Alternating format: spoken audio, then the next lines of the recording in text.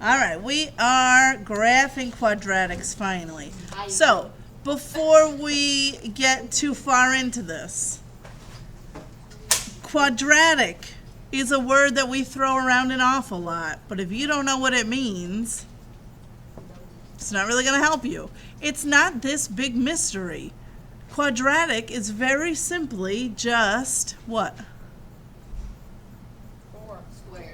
I know the prefix quad makes you think 4, but that's, yeah, there's no correlation here. Squared. It's just an equation that has an x squared in it. That's all it is.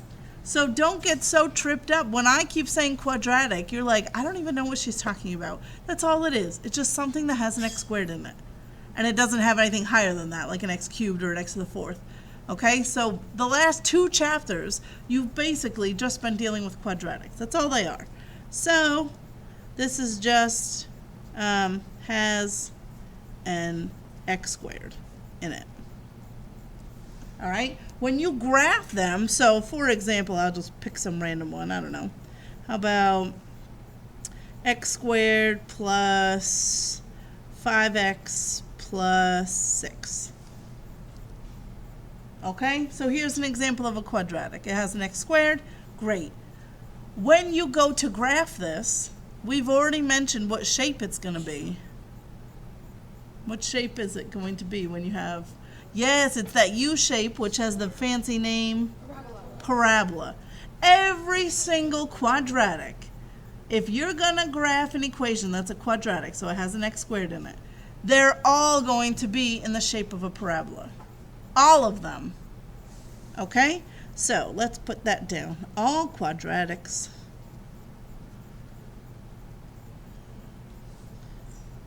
make parabolas, which is just a fancy name for a U-shaped graph.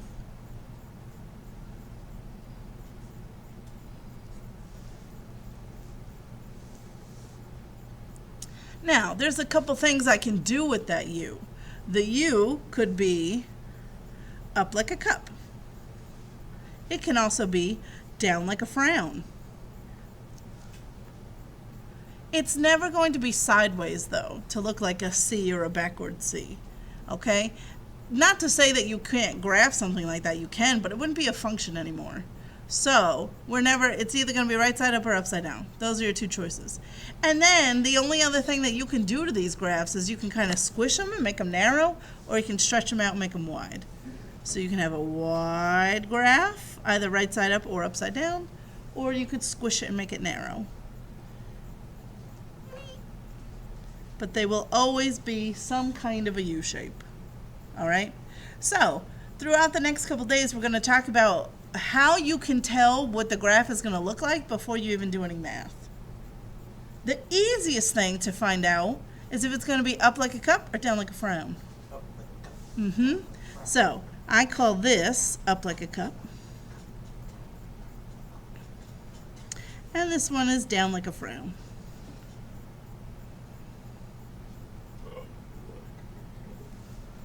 It is very, very easy to tell which of the 2 you're going to have. So when you go to take your final exam and you have to graph a quadratic, you should right away know if it's going to be up like a cup or down like a frown, and you might be able to get it down to just 2 choices just by glancing at your quadratic. Does anybody know how? What in the quadratic tells you? Yes. It's a negative value. Yes, it's the value of A. So if we look back at our quadratic, remember it's still A, B, C, right? So if A is a positive value, your parabola will be up like a cup. And if it's any negative value, it'll be down like a frown. So A is so useful when you're graphing. So let's just say, remember, A, B, and C. So A is in front of the x squared, B is in front of the x, and then C is the constant by itself. So if A is positive, you have an up like a cup graph. If A is negative, down like a frown. That's a huge help to know which way it's going. And how easy, right? You just glance at it. So if I was going to graph my original example up here, would it be up like a cup or down like a frown? Up, because A is positive. It's a positive 1, so it'd be up.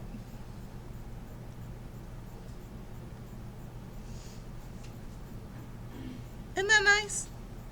Yeah, so easy. The other thing that A can tell you is a little bit about how wide or narrow the shape's going to be. Okay? So when we go to graph, if I graph this parabola, when A is 1, that's kind of going to be my, I don't want to say standard, but like what I'm going to compare everything else to. So when A is 1, I just get a normal U-shaped graph. When A is 10, I'm going to have, what do you think, a wide graph or a narrow graph if A is 10? Oh, you remember? Narrow. It is narrow. The bigger A is, the more narrow the U-shape gets. So the sign has nothing to do with wide or narrow. The sign tells you up or down. Okay? So I don't really want to look at the sign at all. So I'm really talking about the absolute value of A. That will tell me if it's wide or narrow. Okay? So let's talk about width. If A is equal to 1, your graph will be, I'm just going to say a regular U-shape. So it's not particularly wide or narrow.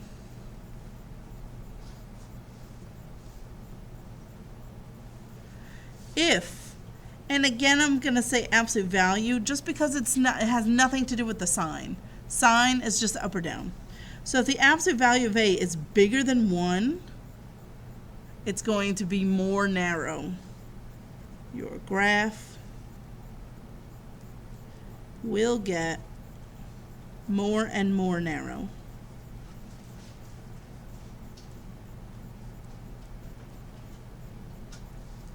So if I had a graph where A was 2 and where A was 10, the graph where A is 10 is going to be much more narrow than the graph where A is 2.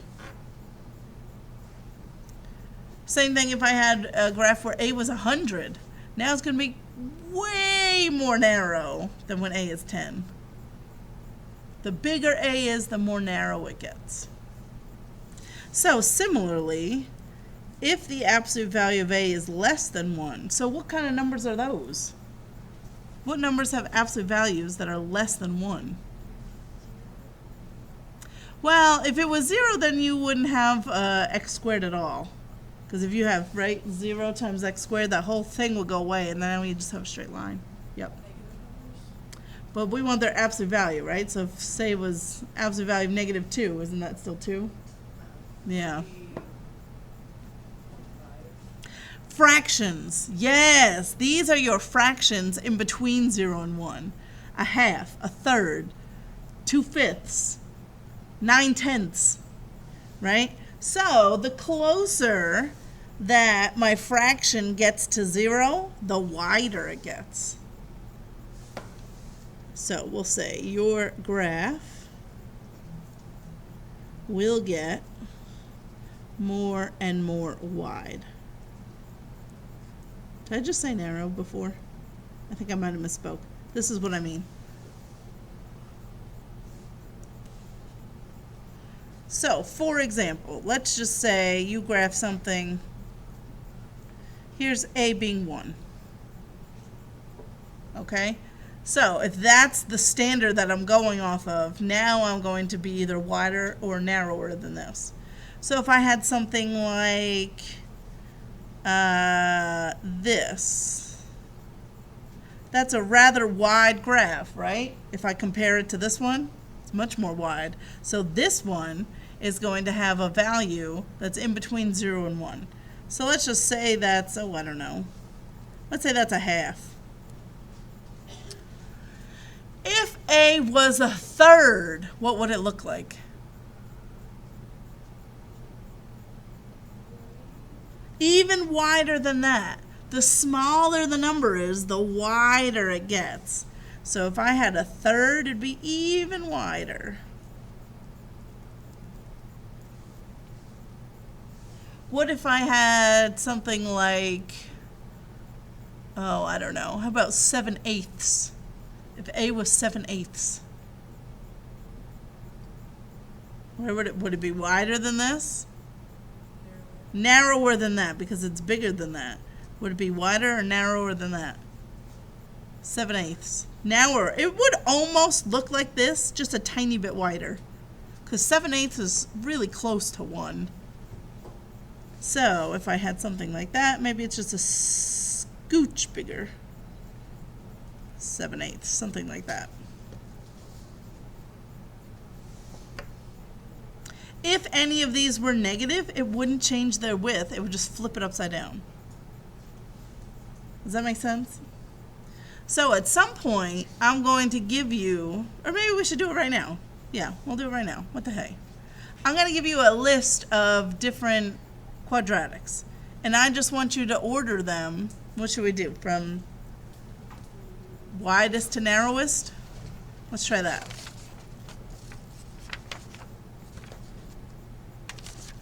First, let's get a piece of paper.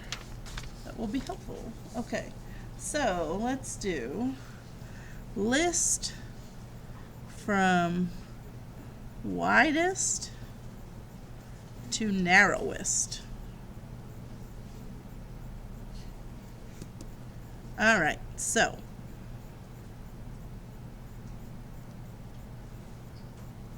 there's A.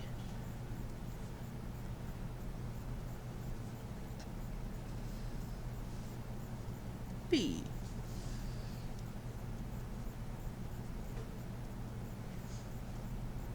C.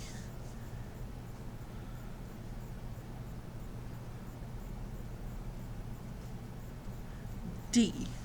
Okay, so for these 4 choices, I guess they're not choices, for these 4 graphs, figure out the widest one all the way up to the narrowest. You have it already? Hold on to it for a second.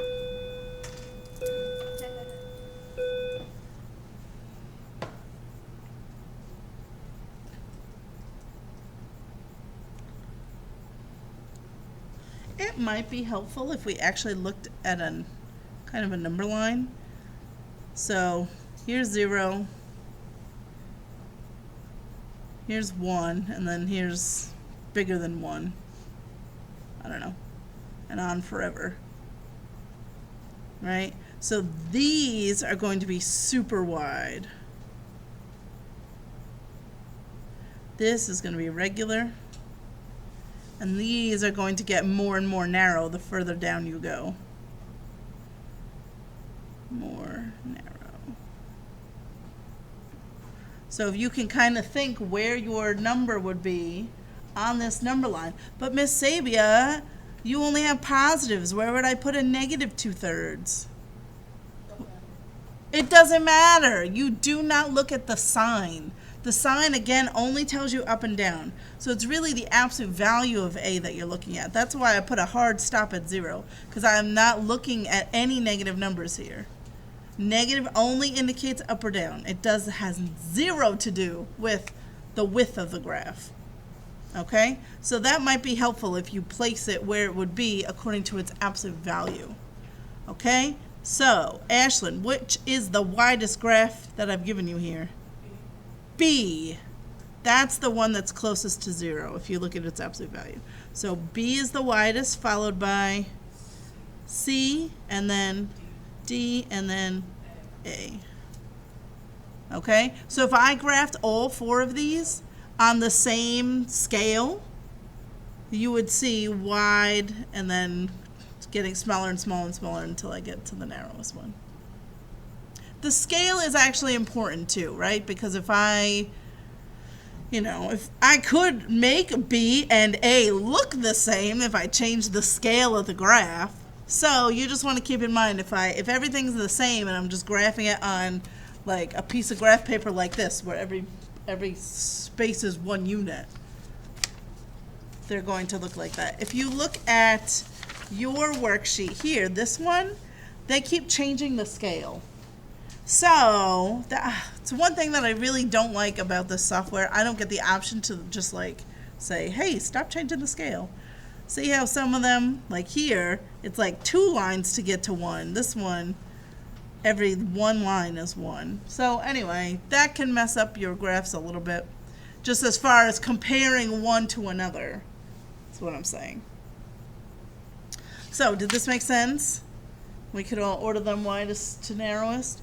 So that's another thing that I can get about a graph without even doing any math. Like I can just look at it and say, okay, you're going to be up or down, and you're going to be wide, narrow, or just a regular U-shaped graph if A is just 1. Does that make sense? So before you even start, it's just helpful to envision what you're expecting it to look like. So then you just make sure that your math matches up with your brain. What fun! Okay, Miss Savia, this is all great, but let's really get into it. How do I actually graph something like these? Where do you even start? Where do you think would be a good place to start graphing one of these shapes? Alexandra? That's it! We are going to find the vertex first. The vertex, guys, is just the highest or lowest point of your graph. Okay?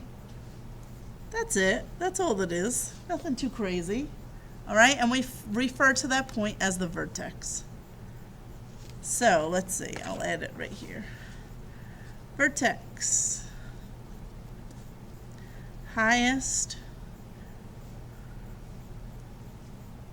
or lowest point of graph.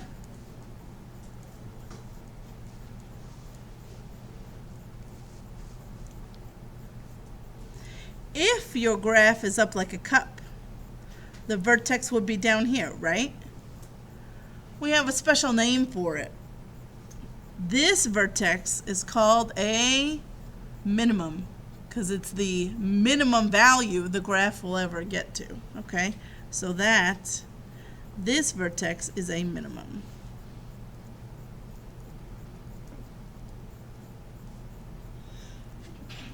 Bless you.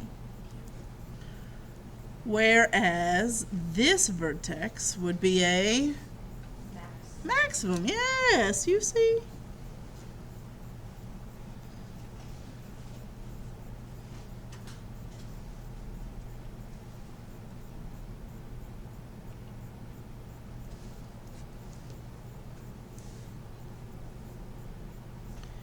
And then there's this really cool thing about parabolas that's going to make your life so much easier. It's basically going to take all of your work and cut it in half. Isn't that nice? Gosh, thank you, math. Have you noticed anything that might be true about a parabola? Not the terrible ones that I draw, but they are all symmetric. So if you draw a line right down the middle, right through that vertex, these two sides are exactly identical. They're just mirror images of each other.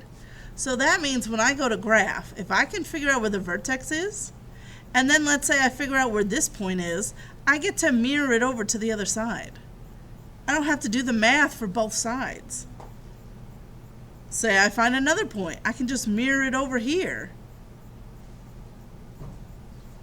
Isn't that nice? I have to do half the work. I don't have to find, instead of finding all 5 of these points, I just found 3.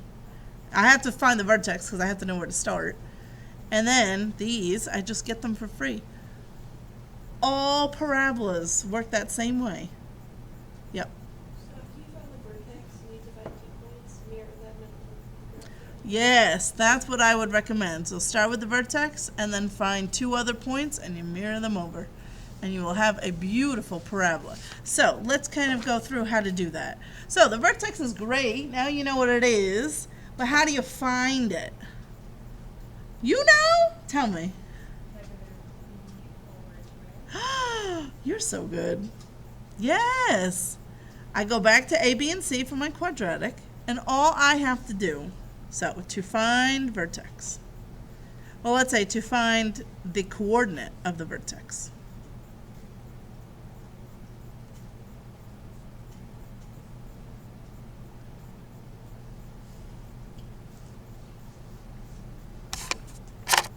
Step 1. you're going to find negative b over 2a. Negative b over 2a. Where have I seen that before? It's part of the quadratic formula. Just without the discriminant in it, right? I'm just going to, a little side note over here. Negative b plus minus big O square root b squared minus 4ac, and the whole thing's over 2a.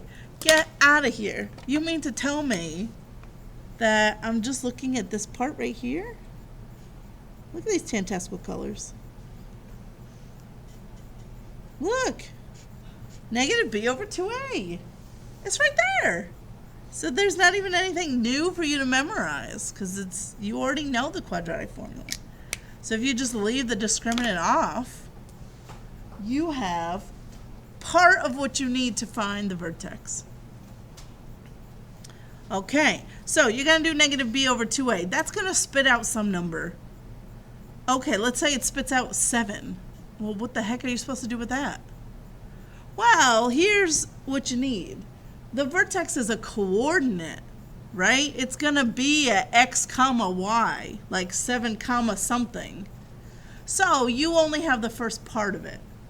You now need to take that number, whatever it spits out, and then all you got to do is plug it into your quadratic and see what you get out for y. So find negative b over 2a to find the x coordinate of the vertex.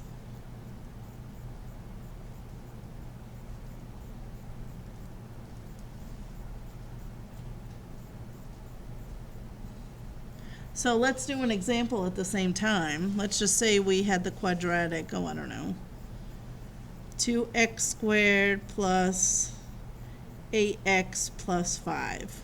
Something like that, right? So if I have this quadratic and I'm trying to find the vertex, I'm going to do negative b over 2a. So in this case, wouldn't that be negative 8 over 2 times 2, which is 4? And that spits out a negative 2? Everybody agree with me so far? So there's step 1. That tells me, okay, my vertex is going to be at negative 2 comma something. What I need to do is figure out what that something is. So how? I just take negative 2 and I'm going to plug it right into the equation for x. And I'm going to do the math and see what comes out. When I plug in negative 2, what does that leave me with for y? Okay, so take that answer and plug it in for x in your equation. Okay, so that does require me doing a little bit of math, but it's not so bad. So all I have to do, 2 times negative 2 squared plus 8 times negative 2 plus 5. So whatever that comes out to be is going to be my y value, my y coordinate. So that would be 4 times 2 is 8 minus 16 plus 5. So negative 3. So your vertex is negative 2. Correct. Right vertex as ordered pair. So in this case, negative 2 and negative 3. Can you move the camera over? Oh yeah, sorry. There we go.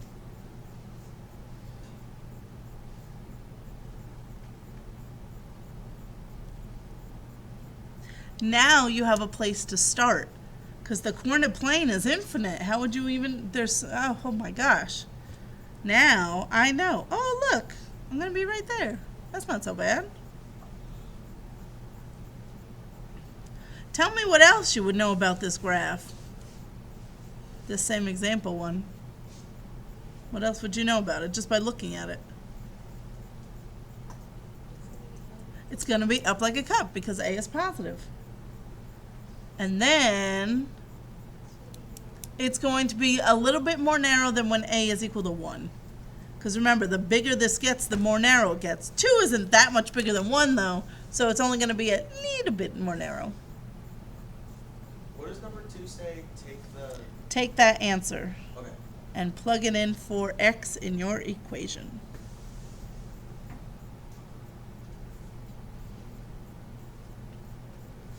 So, while you're finishing jotting that down, if any of you are already done, on this sheet here that has the 6 graphs on the front, why don't you go ahead and find me the vertex of number 1?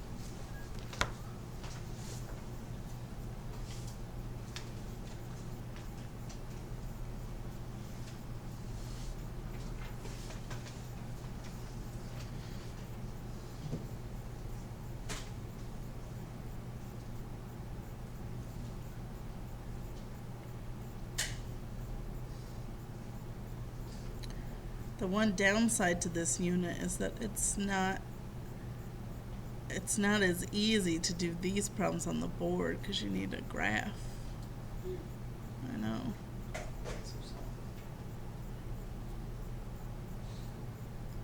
So we'll see. Maybe I can have you find all the other information on the board and then just do the graphs on your paper. We'll figure something out. Yeah. I'll think of something. We do have the big graph, but I mean, only 1 or 2 of you, and there's this one, but I really need one for everybody. Any hoosers, do we find the vertex of number 1? Oh, okay.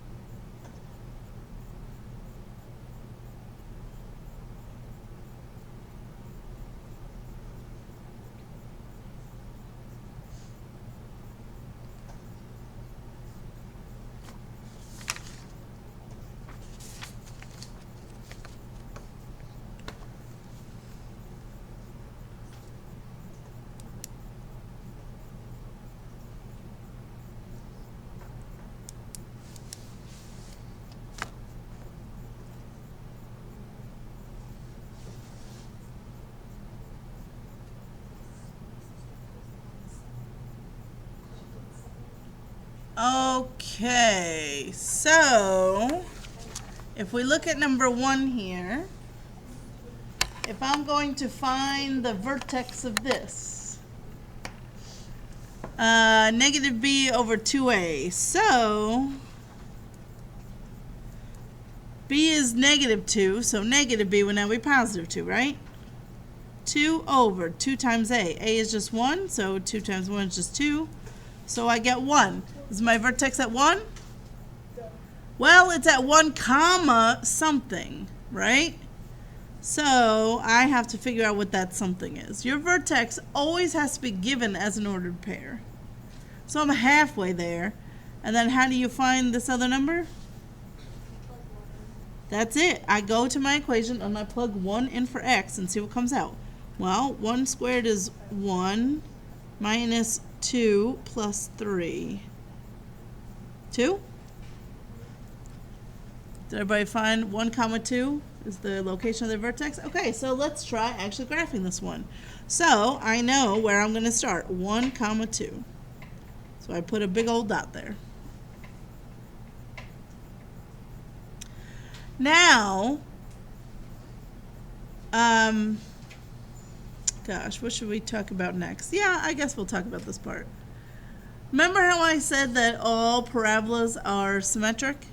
So, if you, this isn't part of the graph, but you can envision a line, a vertical line that goes right through the vertex. And everything's going to mirror over that line. In fact, don't you remember drawing lines of symmetry in elementary school? Yes, that is actually called the axis of symmetry.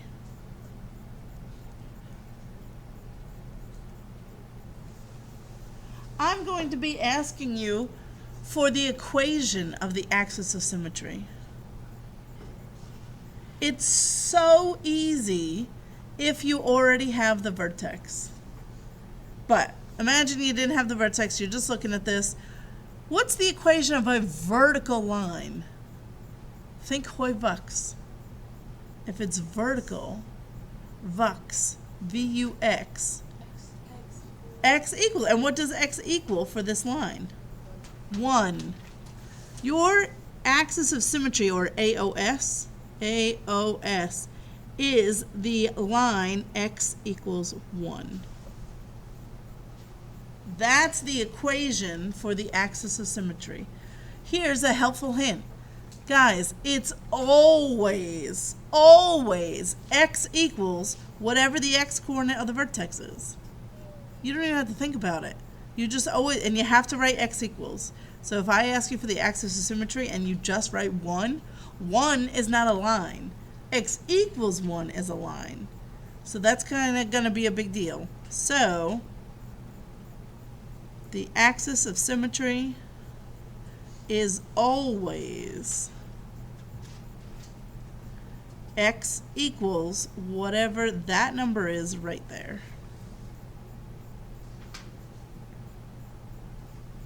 And that's all it is. It's just the line of symmetry. All right, Miss Avia, this is all great, but how do I get the rest of the graph? Well, remember what I said earlier. If I figure out where the next dot is at, let's say I plug in 2, right? Whatever I figure out, wherever that dot is, I get to just mirror it over to the other side. And you could do it this way too. I could find the dot here and then mirror it to this side. Doesn't matter, right? It doesn't matter if you find the left side and mirror it to the right or the right to the left. So you get a choice. Right now I'm starting at 1. I usually like to just go one space either to the left or to the right. It doesn't matter which way. So you have an option. Would you rather plug in 0 or would you rather plug in 2? It doesn't matter. You do what you want. So I go back up to my equation, and if I plug in, I'm going to do 0 because it's super fast. 0 minus 0 plus 3. What is that? 3. So when I plugged in 0, I got out 3. 0, comma 3. That's another point on my parabola. So if I get this one, I get to mirror it over right here. So if you had plugged in 2, you would have still gotten out 3 as your answer. Try it. 4. Wait, where did you get 2 and 0? You're going to go one space away from wherever you're starting. So if my vertex had been at 3, I would have been choosing between 2 or 4. You just always want to go one space out, either left or right, from wherever your vertex is. So if I had plugged in 2, 4 minus 4 plus 3. See how I got 3 anyway? You will always get the same exact number, so you don't have to do both numbers. Just do one number and mirror it over. Wait, Yeah. Isn't it just being plucked? Can't you be, like, isn't it always just the third? Isn't it just C? For 0, yes. But now watch when I do the next one. So I'm going to choose, so here's what I have already. I already have this part of my graph is already done. I want to go one more step out, so you can choose to plug in either 3 or -1, because you're going to get the same answer when you plug in either one. So it's up to you. What would you rather work with, +3 or -1? Whatever you want, it doesn't matter. It's personal preference. So plug in either +3 or -1. I usually like to stick with the positives. And 3 is not super big, so I might as well just do 3. So that would be 9 minus 6 plus 3. 6? So that means 3, comma 6 is a point on my graph, which means so is go over 2, go over 2. -1, comma 6, but I don't have to do the math.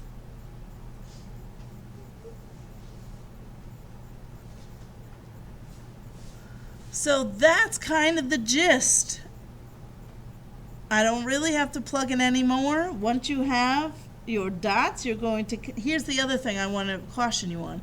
You want to connect them with a nice smooth curve. You don't want to make this look too much like a V shape.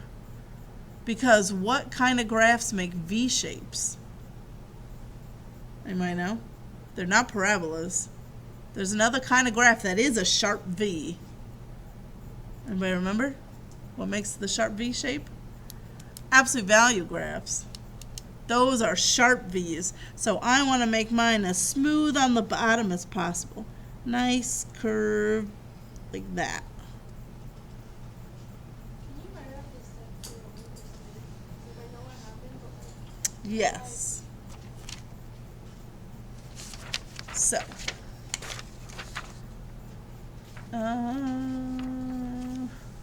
So how to graph. Step 1, you're going to find your vertex. Let's say find and plot your vertex.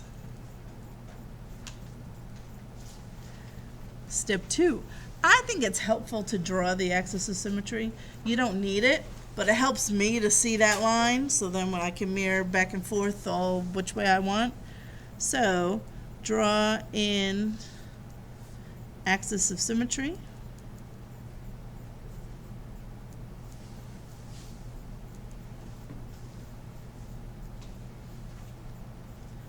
If you want.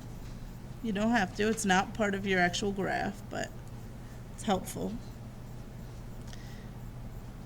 Then you're just going to go one space to the left or to the right of your vertex.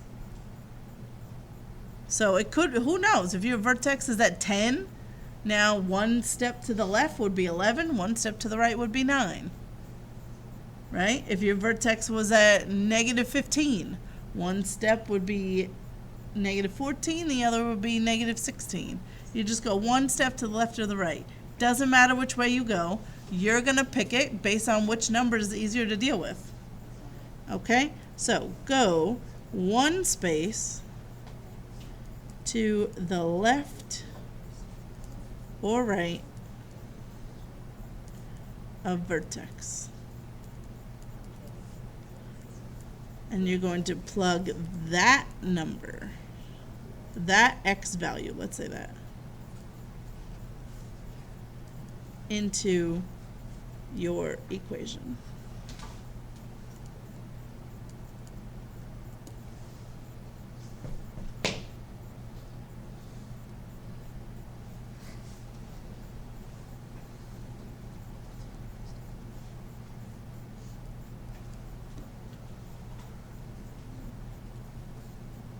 Plot that answer and mirror it over.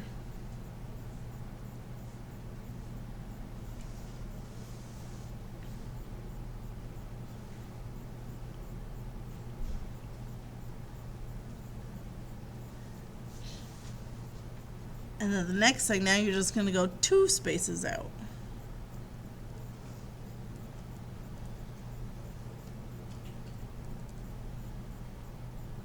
Left or right. And it doesn't, you can switch. If you went left the first time and now you're going to want to go right the second time, it doesn't matter. You can go either way for anyone you want.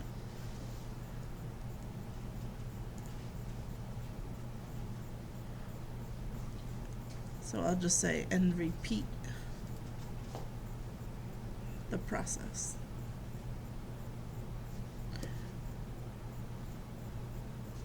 You can keep going out further and further if you want to, but 5 spots is usually enough for us.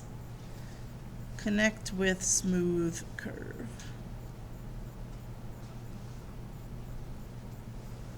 Occasionally there'll be a graph where I feel like I need another point, so I just plug in one more number if I want.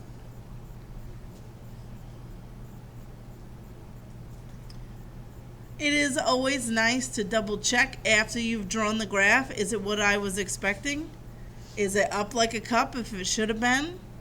Is it wide if it's supposed to be wide? Narrow if it's supposed to be narrow? Double check that everything that you know it should be, it turned out to be.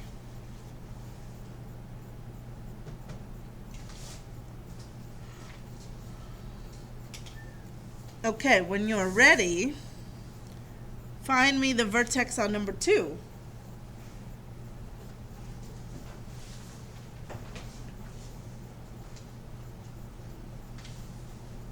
Just the vertex, or you want to start with? Well, just do the vertex to start with.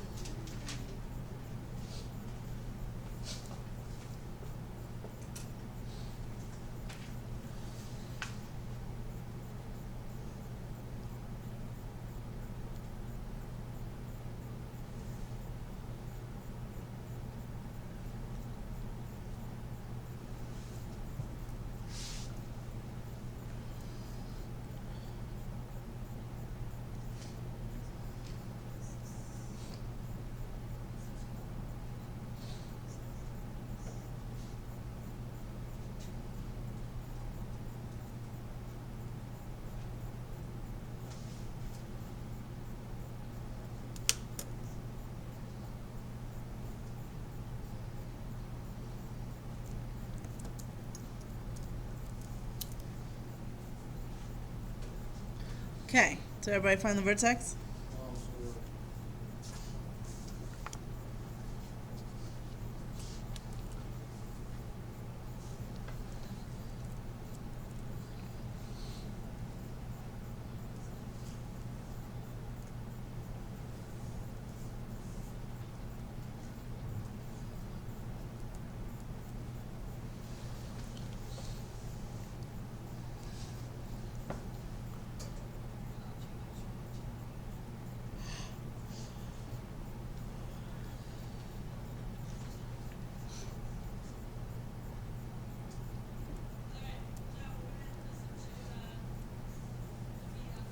Did everybody get 2 for the x coordinate of the vertex? Yeah. No? Yes, you did? Okay, good. Now, to find the y coordinate, remember I need to take 2 and plug it back in, okay? So, let's see. That would be 4 times negative 2, so negative 8 plus 16 minus 12. Negative 4? Okay. So, I'm going to start by plotting 2, negative 4. There it is. What is the equation of my axis of symmetry? X equals 2. Correct. It is always, guys, x equals whatever that number is. So there is my axis of symmetry. Now,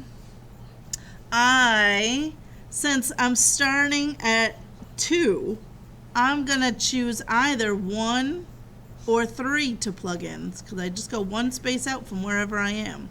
So I'd rather plug in 1, right, instead of 3? Easier. So if I plug in 1, negative 2 plus 8 minus 12. Negative 6? Do you agree? So when I plugged in 1, I got out negative 6. I also like to call this buy 1, get 1 free. What a happy day. Now, what do you do next? You tell me. What's the next step? 2. What? Move 2. Right, so I'm either going to plug in what or what? 4 or 0.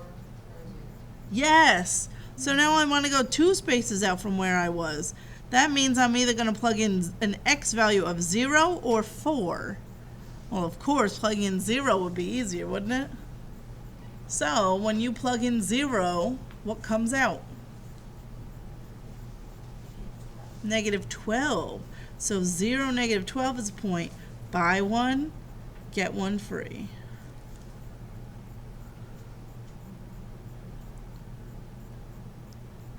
Now I have enough to connect this with a nice smooth curve.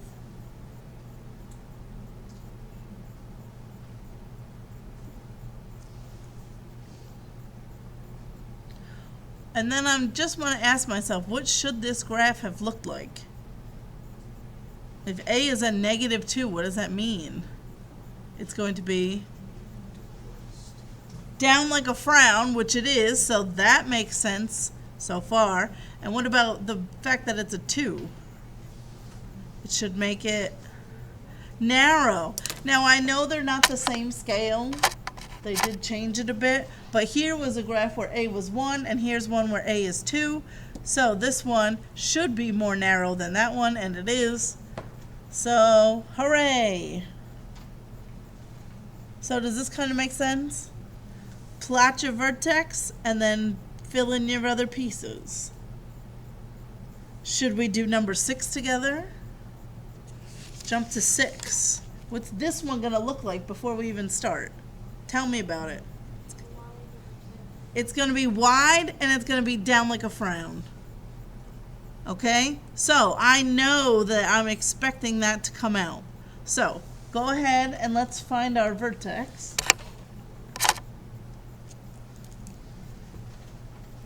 Now,